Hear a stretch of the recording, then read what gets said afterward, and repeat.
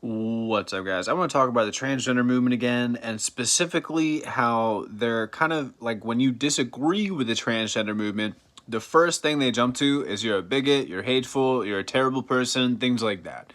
I'm going to talk about that, break down the movement, break down different sections of things, and honestly, like,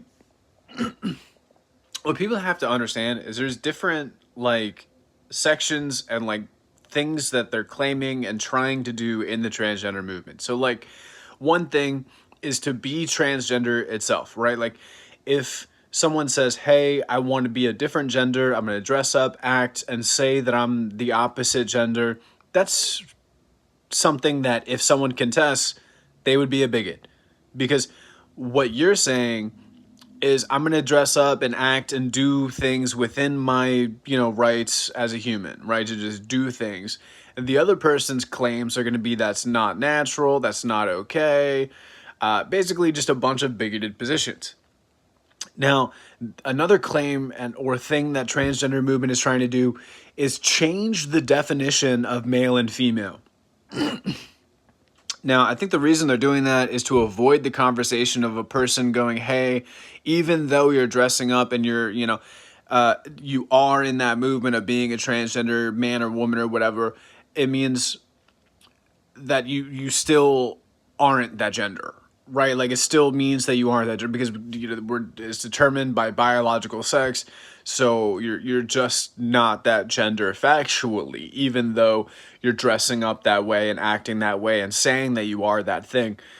So that claim's not bigoted. It's just not bigoted.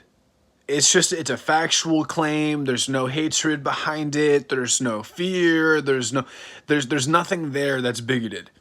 So for them trying to change the definition of what it is to be a man and a woman is just, I don't know, it's a weird hot topic issue because when you respond with, hey, that's just not the fact of it, they go, hey, you're a bigot, and that's just not true. You should be able to have an intellectual conversation of like, why. I mean, the thing is, they're just wrong. So it's a group of people attempting to change the definition for no real reason. Um, and then one of the other things they're trying to do is going into bathrooms or I guess segregated spaces, exclusive spaces for genders, and in a number of ways. For sports, that can be unfair. For bathrooms, it can be unsafe. Just kind of generally speaking, it's a violation of other people's rights.